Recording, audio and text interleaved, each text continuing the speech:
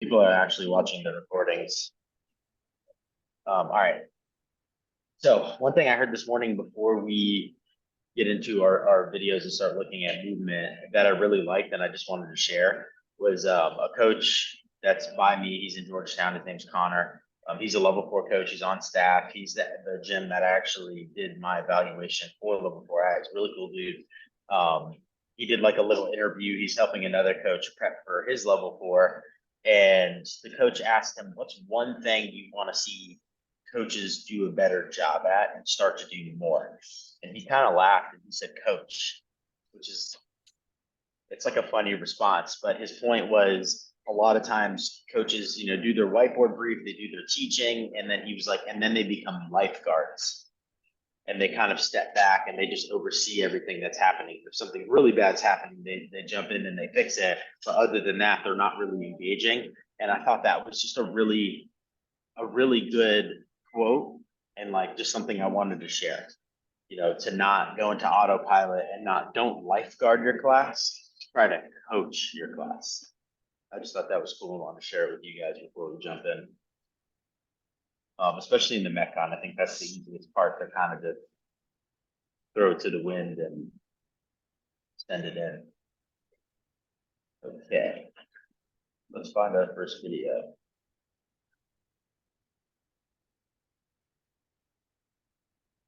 Let's start with one of Gina's. We've got, I gotta find it. Buried. I have like 25 videos on my screen now, so it's, there it is. All right, so she's gonna be kicking up into a handstand push-up. And she's gonna actually be negativing down. Pretty sure this is right.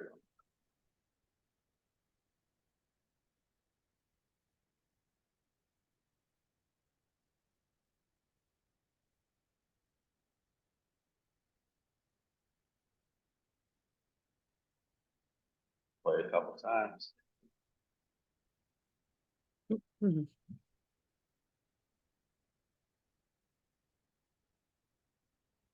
If you're coaching and you're just walking by Gina and you take a second and you look at her positions, tell me something. Tell her something. Ribs down. Could be. I think the ribs down, you're 100% right. It's starting to flare, but I also think she is fighting that a lot.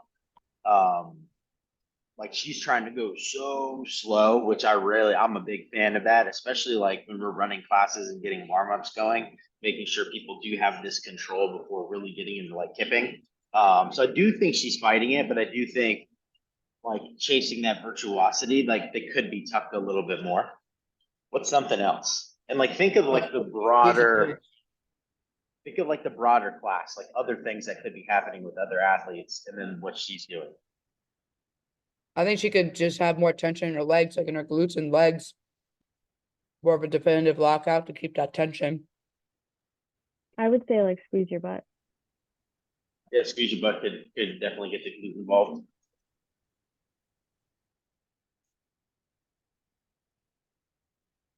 Give me one more thing. Could be two more things. Thinking outside the box here.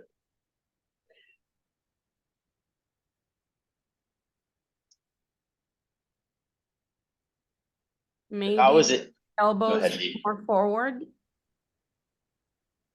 Eh, Yeah, rewatch that. maybe not. Just kidding.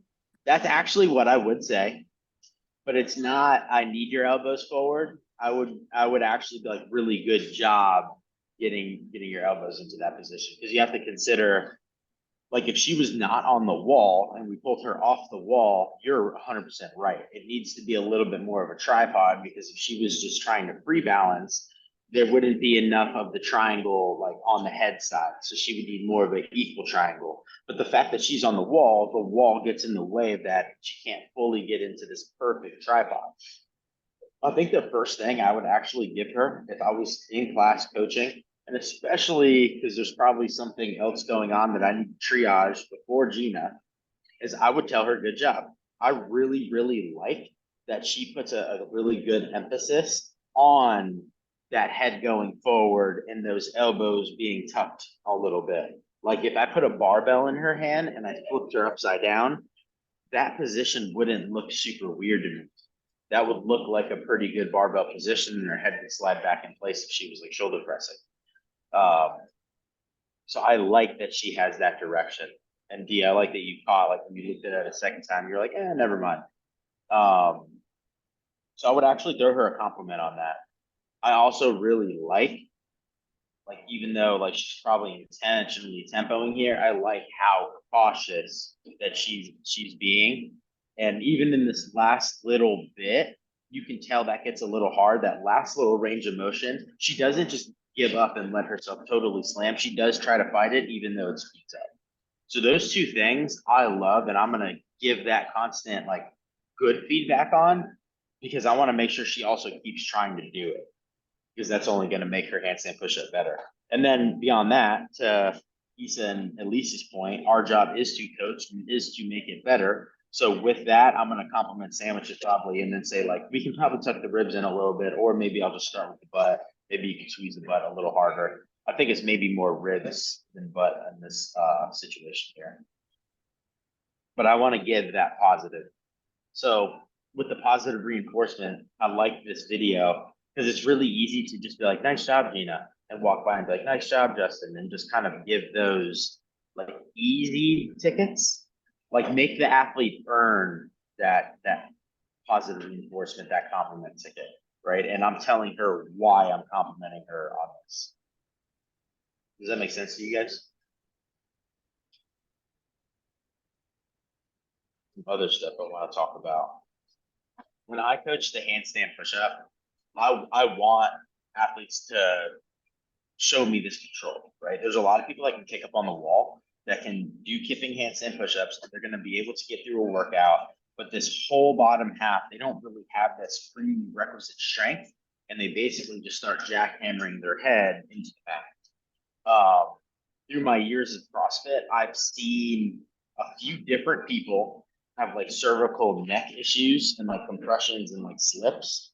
And the only thing that I think makes the most sense is that what that they all have in common is they do kipping handstand push-ups and they never really develop a good strict handstand push-up. So not even one, but being able to do sets. So that's just really something I think to drive home, especially for longevity of people, to make sure that they can land soft, that if there was an egg there or like a peach, they wouldn't just explode it. It would be a soft contact. So I always like to throw that into my coaching. And then I've got one more thing. If you're looking at her, she's doing this negative, obviously continuing to do the negatives are going to be very beneficial for her and she's going to develop this strength.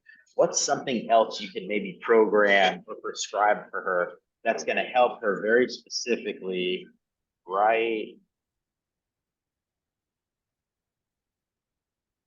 like here? She's about to Dumbbell speed up. press. Yeah, like a dumbbell Z press could be good. At least you're definitely on the right track. We don't do what I have in my head like super often. You see it more like specialty. Powerlifters maybe do it, or like competitive CrossFitters do it. So she's pretty strong, and she's moving in slow motion, all of this range. So it tells me in this range, she's pretty darn good. Like, I'm pretty happy with that. It's this last little range that we run into trouble. If someone was squatting and they go down and they don't do a bounce, but they come out of the hole really easy, they get really stuck at parallel, and then as soon as they get past parallel, they rock it out. What could you prescribe them in that situation? Box squats. Box squat. Beautiful. So why don't we just take the same concept and turn it into a shoulder press and have her do like a pin press? So you can do it off the rack. Some gyms actually have like the longer pins. Those are definitely better. You could set up blocks or boxes and have her shoulder press. If maybe bar starts, top of forehead or forehead, and she gets really good at that little range of motion because she has to start her weak point from that dead stop. That can be a really, really good idea. Help improve strength. like in that range. There's another one, I never can remember the name, but basically barbell's in the front rack position, you tuck the head back, and all you do is press it high enough to get it over your head, and then you go to the back rack. It's a very controlled movement, but it's a back and forth. That would be, I think, a really, really good one as well. On that one, you have to definitely choose loads that you're not going to accidentally start smashing yourself and that you can control, because obviously you don't want to like knock yourself out of there. But those two, I think, like giving Gina a break off the wall would be really good accessory works to help in this handstand push-up. And really all pressing, it would translate over. Any thoughts or questions on that?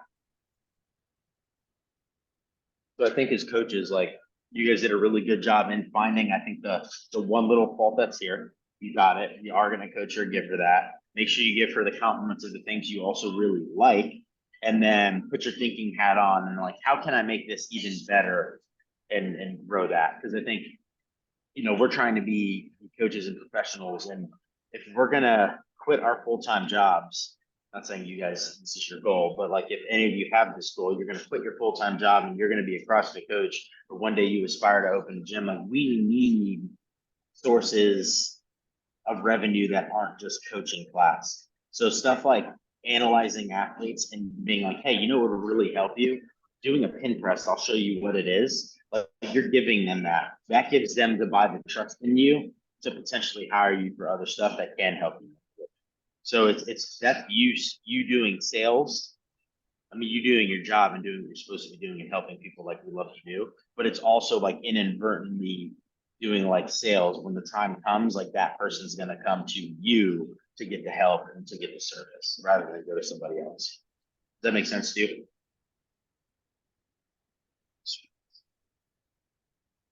Nothing's worse than when you know an athlete, you know what they need, you see them every day, and then they go hire HWPO. All right, let's go. Let's do a barbell.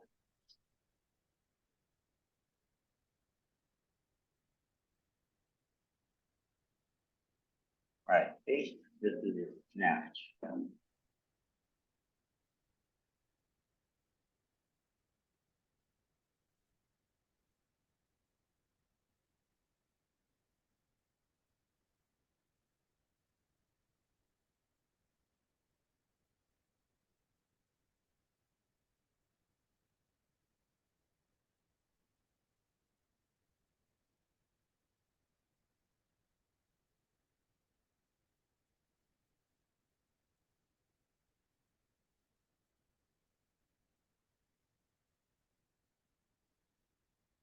You can definitely really see she's thinking and trying a lot because each one is like even slightly different.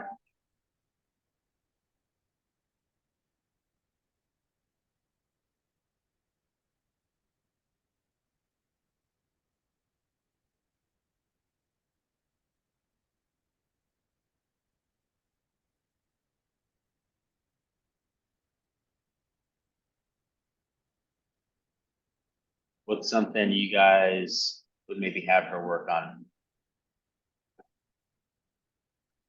It's not bad. Like I think she's doing a pretty good job with her focus and moving fairly well. I think with the high hang, her chest comes forward like a little bit. So she just focused on just pushing her knees forward more, not worry about the chest.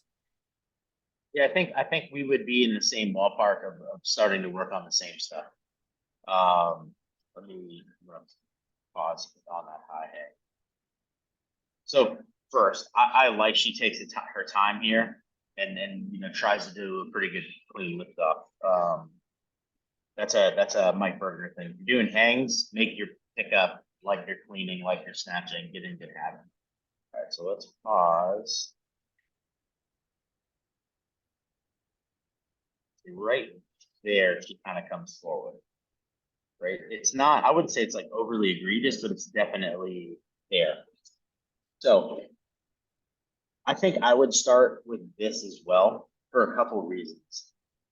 One, I think she's just she's too deep. Like she can have a shallower dip and it's gonna force her to now have to finish the extension, which I don't think she's doing a bad job. We'll stop there in a second. It's gonna force her to have to finish the extension because she didn't get as much power because I shallowed the dip up, right? I think her torso coming forward a little bit, and then also you can see it on the second one especially, right there. So the torso slightly comes forward, maybe not right where I paused it here, but then also you see there's a weight shift that happens down here into the toes. That's, I think, primarily happening because she's going a hair too deep. So anatomically, when she starts to get there, like the chest is gonna have to fall. So I think if we shallow her up, work on her starting to be a little taller, like Elise was talking about, then it's gonna just help that whole situation. She's not gonna have a torso tilt as much.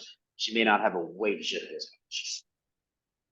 With her doing that, besides telling her like, instead of dipping 4 inches, just I want you to dip and drive 2 inches. What's something else you can cue her to concentrate on that's gonna help the dip?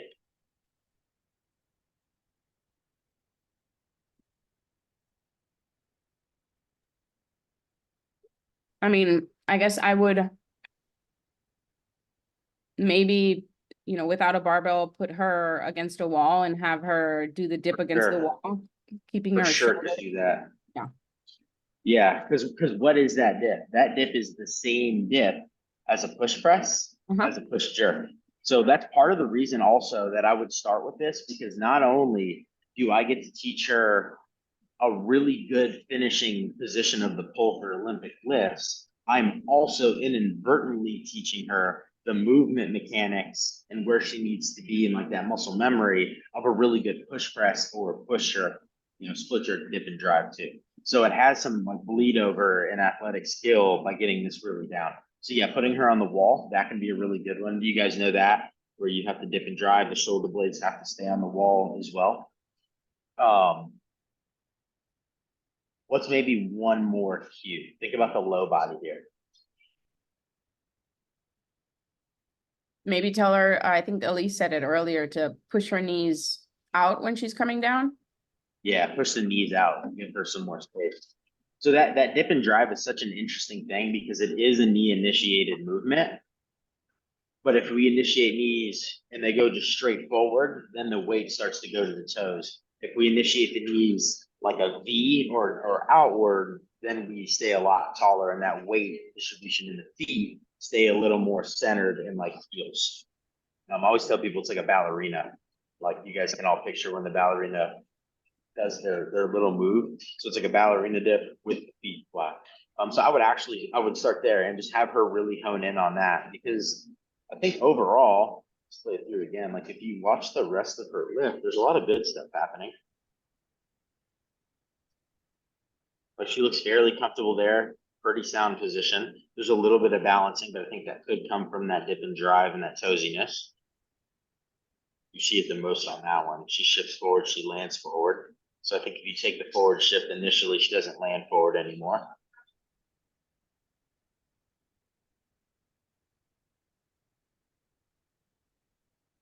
I think she's a good example of if we fix what's happening before we pull, we start to fix what happens in the receive for that. Because she's pretty athletic. Like if we look at that position there, like I'm pretty happy with that. If I wanted to be real picky, like maybe she actually push the knees out a little bit more. The mobility is good. She looks fairly comfortable. So I love like what's happening there. Let's look at the finish. So she isn't fully extending. Like I can see, like she can. Yeah, she's got more. She's got more, and I think that's why initially I put her in that position, because it was supposed to be from the floor, and I put her on the hang because I wanted her to really I think that was a good focus move. on that jump. But like she still didn't get it. So Yeah, I think going from floor to hang was very smart. That's something like I would do too. I think if you take this dip and like she's dipping down here so much where her torso is gonna start to fall. And you take that, you cut that dip in half, and it's just this little like right there enough versus she goes another like inch and a half. Then she may be forced to finish more. Yeah. Does that make sense? Because she doesn't have as much power to use. So that could or could not fix it, but it may just auto fix it right there as well. I would probably start with her dip in the actual mechanic there. And then Okay. once she's kind of grooving into that and like hitting that consistently now, because you know, what's the saying? Mechanics, consistency, and then we move on. Then I would start to really cue her jump. And I would potentially for her, maybe stand behind her and give her that tactile like on her shoulder, Yeah. like make sure you hit my hand before you pull. But I do think that was a really, really good move coming off the floor.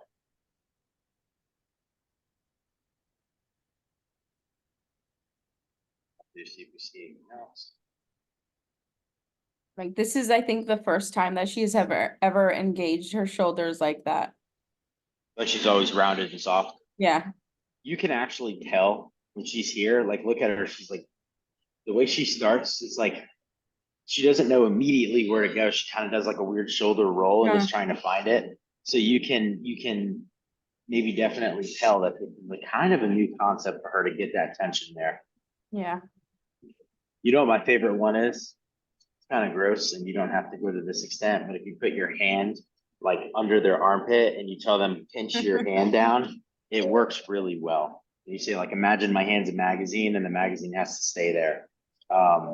That's it. It's a commitment cue because you're gonna probably get a sweaty armpit on your finger. No, that's gross. I always tell them to like imagine they have a paper in between their armpits and can't let it. That's a good. That's a good one. Same thing. Yeah, it's definitely a gross tactile cue. But I mean, I've been spit on in the face. Doesn't get worse than that. Ooh. Have you guys not gotten spit on when you're like walking by somebody? I mean, Actually, I've gotten sweat on. Yeah, Yeah. I've gotten sweat on too, for sure. We were doing, I think it was Grace one day, and I don't remember who it was, but they were maybe in the last 5 reps. They were just absolutely dying. They're floating, and it's all hell was breaking loose. And I made the mistake in walking in front of them, and it like I don't know what Luigi came out and hit me right in the cheek. Ew. Yeah, it happens. Oh, Don't laugh. It's bound to happen to you one day. Oh, well, I'm not gonna walk in front of somebody while they're doing grace, so I'll go from afar. Oh, we I all mean, you have never that, like, know because if your class is really big and you have to come through, you have to come through. gotta move. Listen, I'll park boxes at Riptide because it's tight enough as it is, so it'll be hard to walk through the maze. Gymnastics again. That or like when you have the real sweaty person that's doing box jumps. Don't ever go in front of the box jump on them with the sweaty guy or GHD sit-ups. What's the line? Rubens. That's Yeah, Rubens. it just nails you. Yeah, He's a good Rubens. dude though. Rubens looks like he got out of the pool when he's done. Yeah. He's a good dude. All right, let's go. Some low ring muscle ups.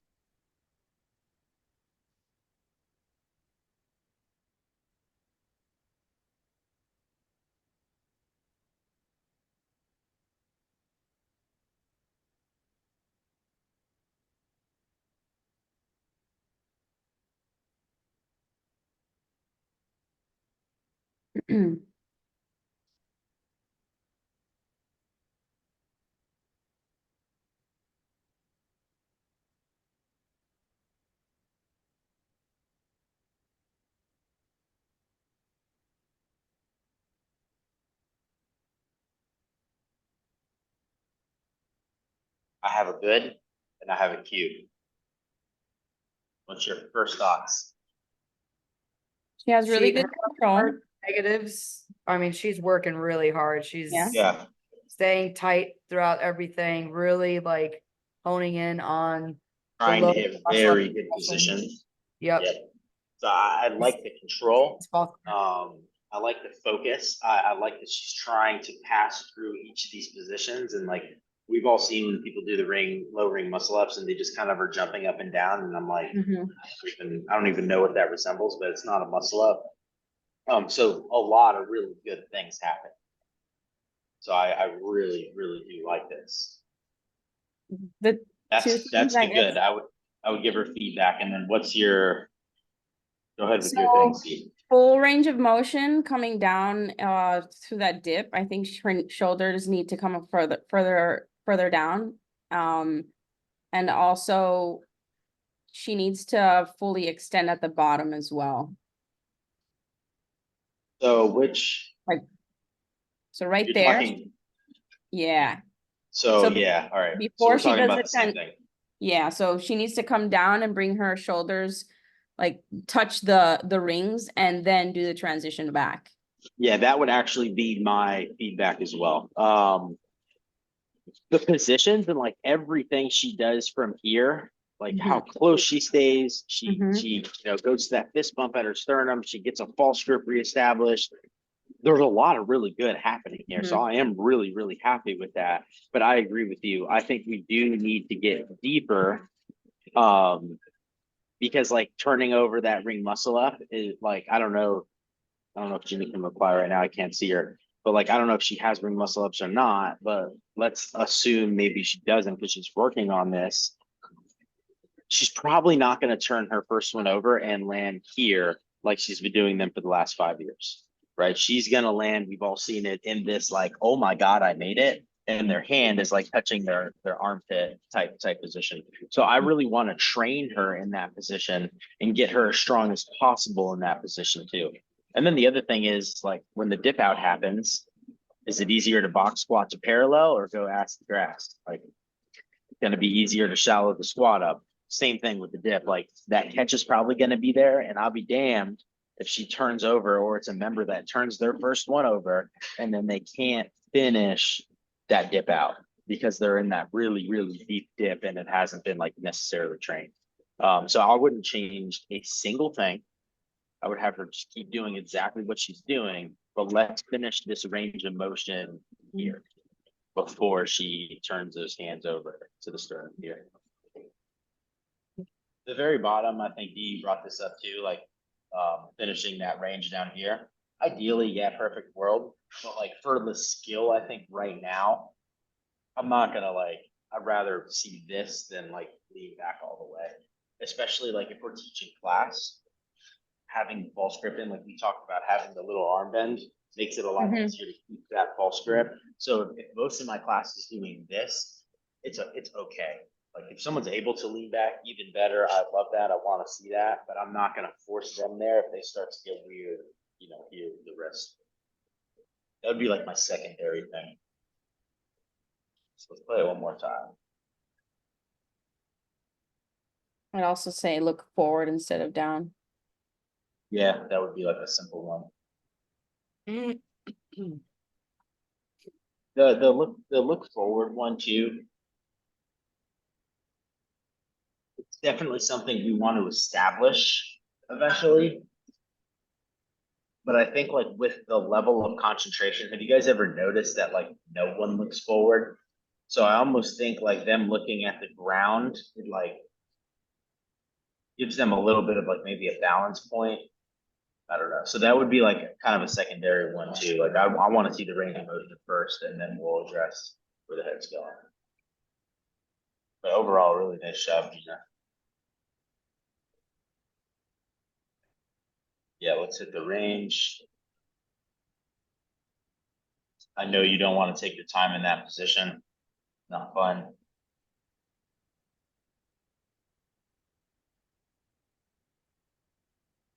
And then just for training purposes, I would try to slow down once we get the range going. The transition here, which I know is so hard, and like if your toenail spot and you probably need the help to feet, try to go your slowest point is in this part here. Because I think for most people, that's the weak point of especially like a strict muscle up. When my strict muscle ups were sent, if I toenail spotted and went slow there, it was still a nightmare as a trainer. So hard. And that's with having it.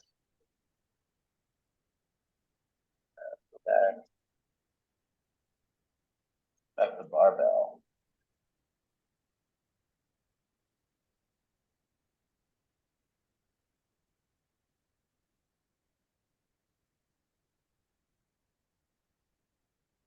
I think this is the one I want.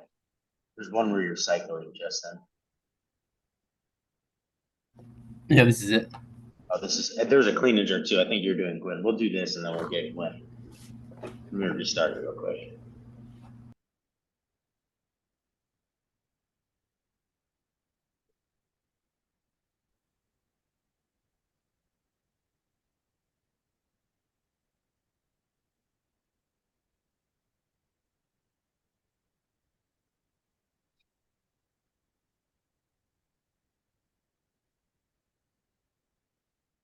Easy one for that hold. I was looking at the screen. I was trying to figure out if it's a 18 or 21. I forgot. You forgot the reps. Yeah. All right, so non-intentional hold, but let's say it was an intentional hold. Easy one here. Yep, ribs Right, need to be down. Squeeze the Yeah. butt, tuck the ribs, same thing as a handstand. Not that he was trying to be perfect, it was just a brain fart moment. All right, I've got a really quick cue, a simple, real simple cue.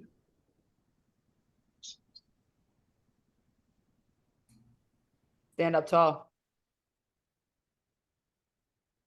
Yeah, there's more drive for sure, like in the dip and drive of the jerk. He's definitely got more hips to help those arms out. I think his dips look pretty good though. Like they seem like he's going straight down. Torso looks pretty tall. Yeah, Yeah. I'm happy. I'm happy with that. But look at, he I doesn't think- really No, extend. he doesn't finish. first Yeah. couple. No, Yeah, there's definitely an extension. I think that's one thing you can attack first for sure. And then let's start it. An easy one. It's a really, I don't want to say an easy one. One that I just immediately noticed that I don't even really have to like zoom in on a body part is going to be in the first, I would say like 5 or 6 reps, and then he kind of gets it together a little bit. Finishing the rep, you mean? I wasn't looking at this the rep. You don't think he's finishing the rep? Maybe that first one. Maybe I yeah. think the first That's See, what I I couple, was see. gonna The say first too. 2, maybe yeah, he needs to finish it. I think it goes hand in hand though with the fault I'm seeing, because the balance wasn't totally there, and that's maybe why he cut it, like so he didn't like have a fall over. Like his Watch his arms feet. buckle a little bit. I'd say just keep the So weight in the heel. I think he goes forward on his toes a little bit. Keep the weight in the heels. Yeah, I think because of the forward toe, like the balance gets a little thrown off, and then like you see like the rep doesn't finish because he maybe has to rush because it's, you know, the balance is a little wonky, and then like for like the arms, you said like something about the elbow D. Mm-hmm. Like that could be the same thing. Like he just couldn't pause there a second because the balance was off, so he had to like rush it. But yeah, if you look at the heels, it takes him a second to like get his bearings, like his toes, toes Mhm. again, and you see him kind of jumping all over the place, and then it settles in. He starts to find the heels, and then all of a sudden he's not really moving anymore. He's standing the reps up. You can tell he's got some control at the top. So the base of the foundation being off, I think made everything else really weird with it. That was the first thing I noticed. So definitely just like drop through those heels, keep them down as much as you can through the lifts. And you see again when he gets those, he starts to actually move again. You know, we're putting a weighted piece of steel over our head. If we're jumping laterally, it's going to be much tougher to have balance, especially of that frontal plane. And I think especially with shoulder to overheads of any kind, like push press, the ones that are getting more dynamic, push press, push jerk, split jerk. When we have movement like that, it makes it a lot more challenging. So we got heels. Yeah, hips, Justin, you definitely got some more in the tank there. Then I got one more. And I think any of these you can start off with and address, right? So I don't think there's a necessarily a huge right or wrong with what you would address first. One more.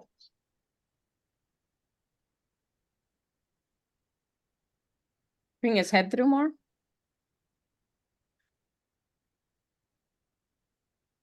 You probably I could have feel hair. like he's, I don't I hate feel it like though. sorry, he's kind of like muscling it and not really like shrugging his shoulders. Like it feels like sometimes he doesn't even make that much contact with his shoulders. So that's in the realm of what I'm looking at. I was gonna say have the elbows a little bit more in front of the Little. bar. Yeah. Yeah, so if we bring those elbows, like they're almost like more under the bar. I think one arm even like the sleeve arm is like maybe under Right. behind, and then the other arm maybe is like a hair in front. If we get that rack position when he comes down, it's not straight down, but it's elbows going front down. Then it gets racked on the shoulders more, and it's more of a stable rack position up here. So So I maybe think to Issa's point is like he needs to bring his shoulders up. Is that what you meant, Issa? No, I think what you're saying is right, Nate. Like with the elbows coming up, then it brings the shoulders a little bit up. Yeah. Oh, yeah, yeah. it gives them like a clear platform to the shoulders up point. That's not wrong. But I think even if he would shrug, but if those elbows don't come forward, we're still not really racked. So like this has to happen. And then in the barbell cycling, like this is a lighter barbell. So it's not like an Olympic weightlifting where you've got to really make sure that platform's there because we're hitting a 1 rep max clean and jerk. So I think just them coming forward some will help it rack and be in shape. So I think any of those three, like, hey, let's drive through the heels. That's a really easy one. I would probably go in simplicity. I would probably go heels, elbows, finish. Right? Because especially, set of 18 or 21, big set, the heels or the elbows are going to be easier to think about than finishing every single one. Especially because it's very fast moving workout. And it's light. So, okay. I mean, maybe this is a dumb question, but he has those 3 points that he has to work on, right? Let's say he's in a workout and we tell him heels, like heels, heels, heels. Do we stay on heels? Like, because we have to give them like one thing at a time for them to fix instead of like 3 things because it's like a lot. It's just like your call as a coach. Like if you cue him heels and he just can't get it down, then giving him something else is probably not going to go well either. So now we're giving multiple things and then something that's tough to do. So I would stay on the heels, especially if he's not getting it down. But let's say we go heels and he makes a really good adjustment. He's really rocking heels and he's, being coachable and he's concentrating on doing that well. And, he finishes the set. It's a good job. You tell him, great job with the heels. I love the adjustment. And then next set, he does it again and he's still doing, a really good job with the heels. I would reinforce that to just make sure that it's like, hey, I did not forget. Like, I appreciate you giving the effort. Like, I'm giving you the effort to coach you. And then I would then go on to something else. Because then there's going to be some people that don't have that bandwidth to do multiple things, and we're just going to have to stay on heels. And then there's going to be people that are more athletic that you tell them one time, they lock it in, they're able to do it, and they can start to apply something else as well. So each athlete, I think, is going to be different on that. And as a coach, you're just using discretion on when am I? Does that make sense? Oh yeah, absolutely. I was just thinking, if he doesn't fix it, just stick on that regardless of anything else until he fixes it, and then okay. Yeah, stay on it. And then in a WOD, you're gonna give him the verbal cue. That doesn't work. Change the verbal cue. Right. That doesn't work. Get in front of them. Give him the visual. If that doesn't work, then we're gonna tactile. We're gonna slow him down a little bit, right? What's very annoying? I'm sure this has happened to you guys. Every now and then I have this one athlete that is looking at another athlete and I'm trying to fix him, let's say like the heels. And then he comes, oh yeah, but he has this and that wrong. It's like, just shut up. Like, I know I'm just trying to work on one thing at a time, and they don't they try to outsmart me, and it's like, just shut up. It's super annoying. And that's when you go, there's something called selectively ignoring. And you say, I'm triaging things because that person may not be as athletic as you are. And we have to do same things one at a time. And just like, shut them up. Yeah, it's super annoying because a lot of times what does happen is you have a cue, you're working on one thing, right? And you've coached this person for a while now, so you kind of know their bandwidth and what they're capable of. And then you have somebody else that says something. And then that person tries to apply what they're doing, and then what you're working on gets worse. Yeah, And the person doesn't have the skill to realize that I just told them to finish their hips, but yeah, they finished their hips, so I'm a good coach, but then they just did a twinkle toes dip and drive, which was what they were supposed to be working on in the first place. So, I mean, it certainly does happen. I think no matter how new you are or how much of a veteran coach you are, that's where like really having your own confidence and like it's your class and your running class comes into play. I think like the more you let stuff like that happen, the more it starts to happen. Does that make Yeah. sense? yeah, Which sometimes like depending what gym you're at, like you're changing your culture and you have to change that a little bit and that's fine. I think sometimes that person that's also just trying to use like just looking for their own validation. yeah. So you can be like, yeah, you're right, he is doing that wrong, but we're working on this. We know some people like that for sure. Let's go.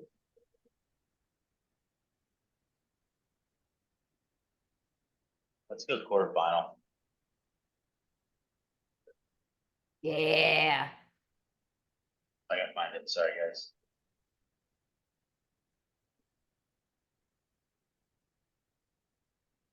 Almost there.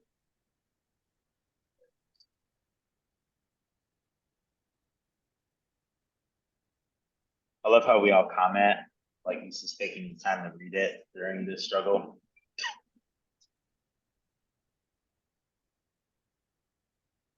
Nate, just All do right. that.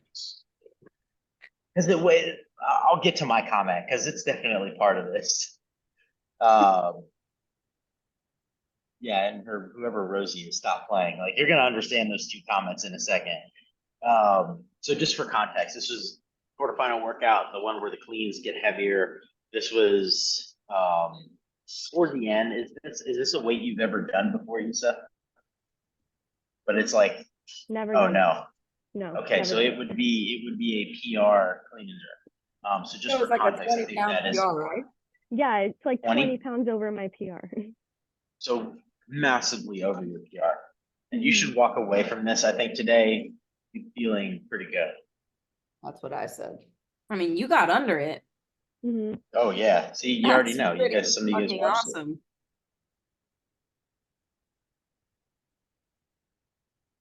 before we even go. Do we like the setup? I like the setup. Yeah. The only thing I'd say maybe you could play with a little bit is if you dropped the butt more, because it's such a heavy load, it may help just a little bit with like a pull forward. I don't think you get pulled forward. We'll finish it and watch, but just that's like a thought. Mhm. Maybe a little bit of pull forward. It happens so fast. Let's play again. So like, here's a really good thing to pay attention to as a coach. Watch her expression. She's about to go. She's like, oh fuck. Right? Like that moment there is a big tell sign of what's about to happen with this lift. Right? I think Issa has the physical ability to pull this clean off. Like the bar gets high enough to get under. Like good things do happen.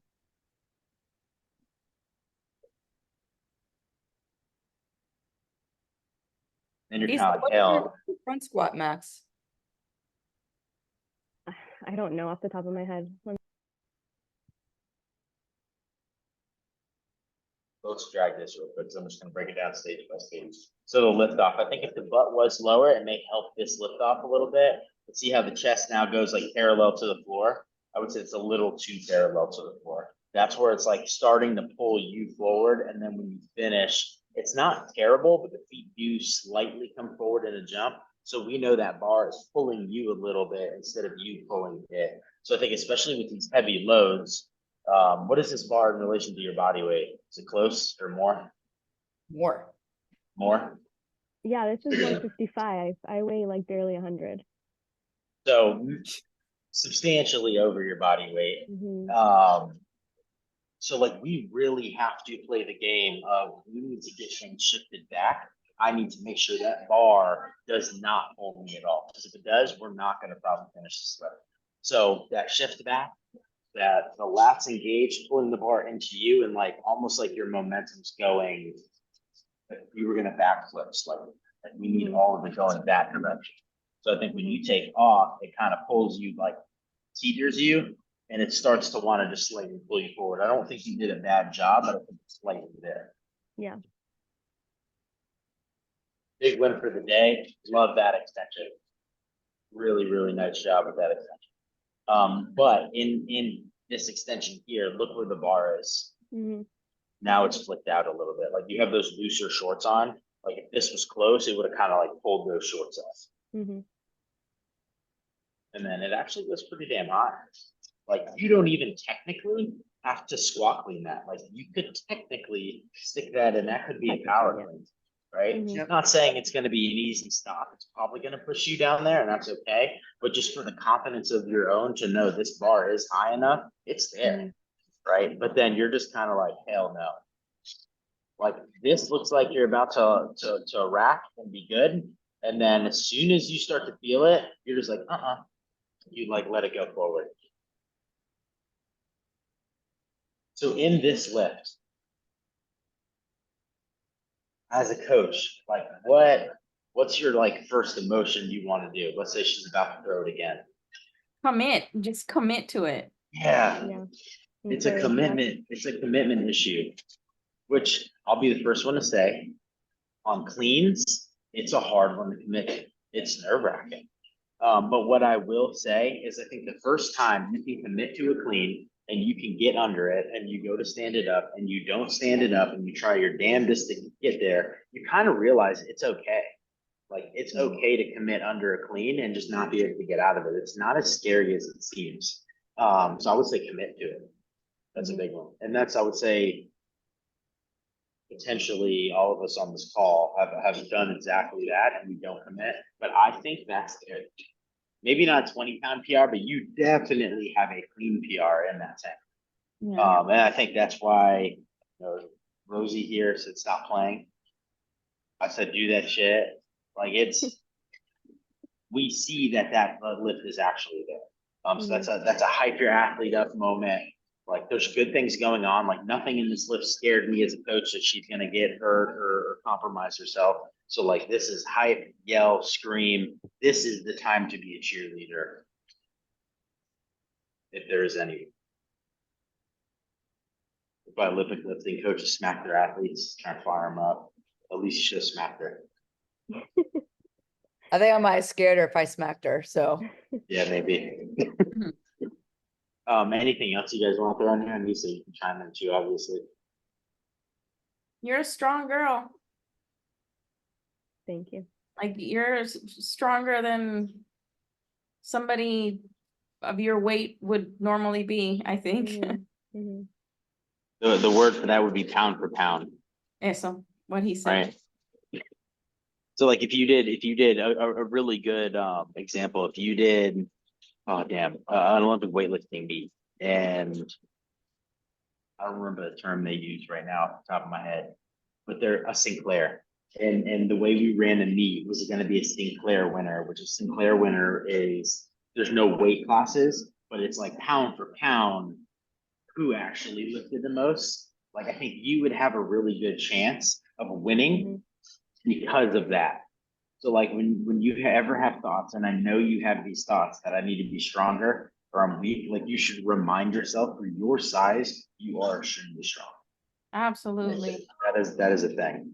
Absolutely. And Isa, sometimes see, I'm Yeah, not this just is pulling PR, it by out the of my ass. Yeah, definitely. I do, Justin. Like you would PR by a mile if you committed to it.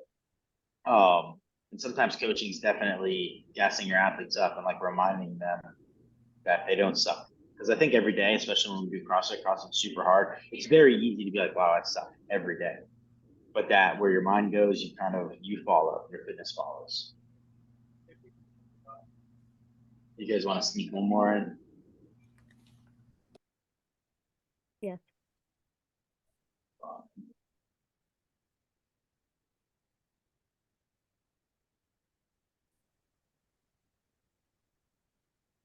At least I don't have a PR front squat. Like I haven't logged one, so I don't know. Dang, you need to find your PR. Mind Yeah. you. Yeah. That's it. You're gonna do front squat max today. No, I'm just kidding. What's your deadlift PR? Like 210. We lift like the same amount of weight, by the way, because my Really? clean PR is 135. Yeah. Same. My deadlift is like 220, 225. But I got 40 pounds on you. Yeah. I almost have 100 pounds in just. All right. Handstand push-up variation here. Something I really liked, and I wanted to share this. I think, some of these gymnastics and like the tempos, like I wouldn't call them super exciting videos. Like this is 20-pound clean PR, but I think this is so applicable. I definitely didn't say that right. On being a coach and like scaling and modifying, but also, really trying to improve ourselves as an athlete. So I really like the fact that Justin has this pad set up here to do these. What would that And I also help want with? to add on this is that the very first one I did was kind of how I would have done it without the hollow. The whole like intention here was do the best to maintain hollow, and that's why I Kind had of to use wanted this like elevated pad. you almost like wanted to feel like where you would be in space and time, and then you were like, okay, let me set it and go. Yes, I mean, I started. I'm like, can I just do it as a pike from like a down dog position? I couldn't do it, so I had to keep elevating until I got to the point where I can actually do it with a hollow. So that's actually like where my head went too. Um, so like in this first one, like that movement there, what does that look more like? A handstand push-up or a push-up? Push up. Push up. It looks more like a push-up, right? So when we have athletes and we start to scale and modify them, and we're trying to get them into like a pike push-up, like we want to get as vertical as possible. We want to actually get upside down and have it look like a handstand push-up more. So I think Justin, you did a really good job of correcting doing that. With this pad, that would help people out, especially that have like tight hips and tight hamstrings, to be able to do that. It makes it a little less intense of like a hamstring stretch if he's going to be in like a very tall pike. Does that make sense? Have you guys ever done like the elephant walk stretch? You guys know what I'm talking about? I'll send a video of that in the group. So the elephant walk is like a very similar position. You kind of just walk out one leg at a time, just go back and forth, and it's like a hamstring calf stretch. But that's how you would scale it. So you would normally put people in like this very aggressive downward dog.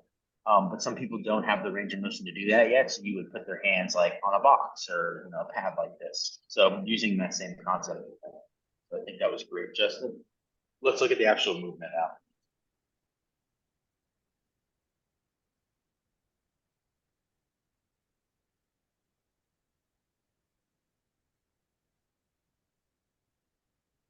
I think overall, pretty darn good job. Could it be better? Yeah. I think I would play with the distance on it from his hands, maybe a little bit. I don't know if they're Like too the narrow. the width here. Yeah, It's hard to tell. Like I think from the video, they probably look narrow here because we're also very used to seeing someone kick up onto a wall to do a handstand, and they're usually not the cubic length.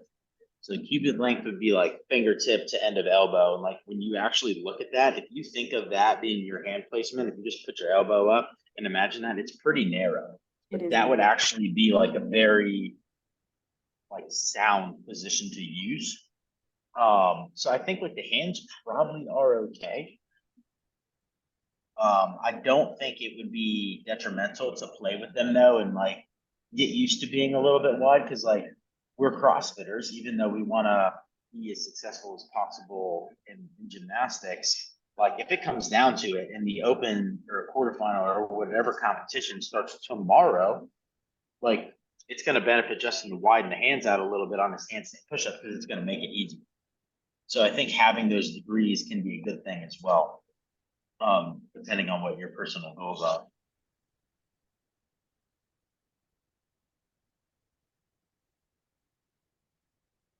Watch the initiation.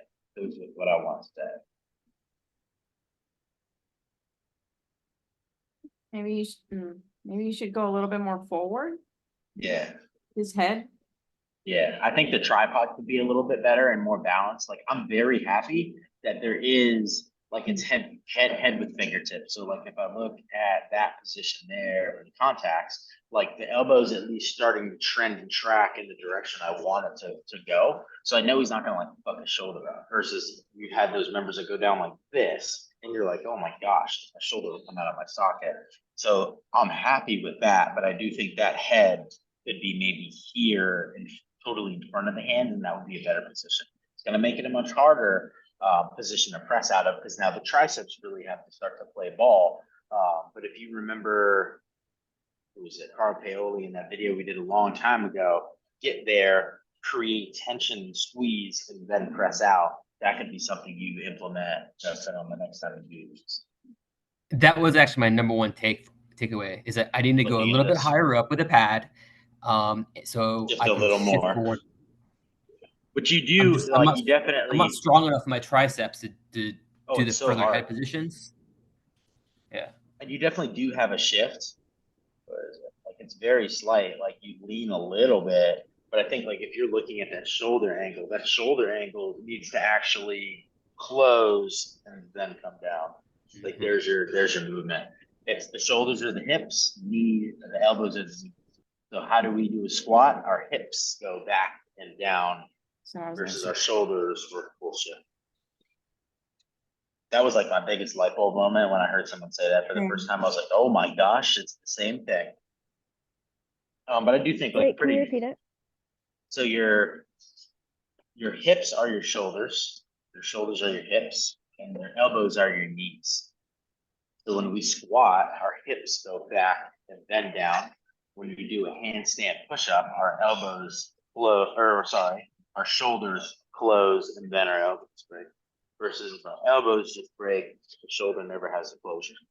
Mhm. So it's really the same mechanic.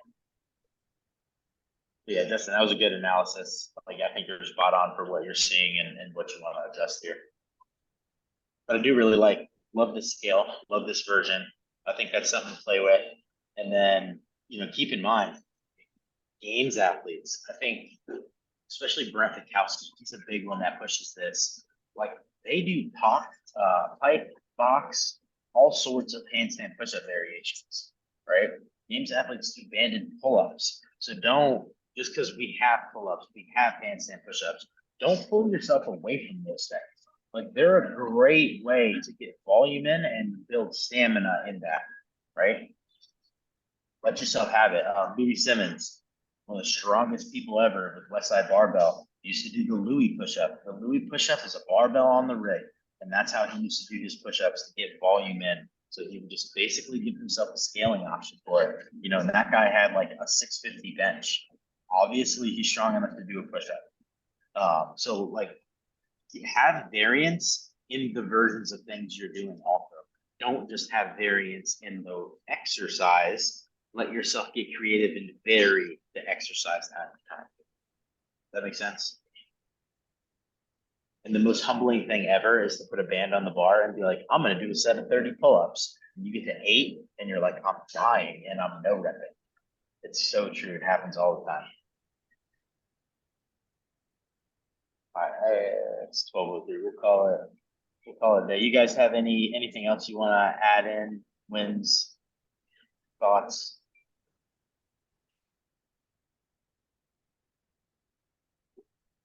I'll put that as a no. All right, I'll see you guys on Tuesday. I know Elise chimed in and said some thoughts for our Tuesday call. and she had just like gym policy, gym protocol. I'm gonna put maybe an extra article in because some of them are short. So we'll just spend a little time talking about that because I do think it's really good for the trainer to understand some of these things. Because at the end of the day, you do want to still have the peace of mind to like protect yourself a little bit. And not just put all of your eggs in like your owner's basket for protection.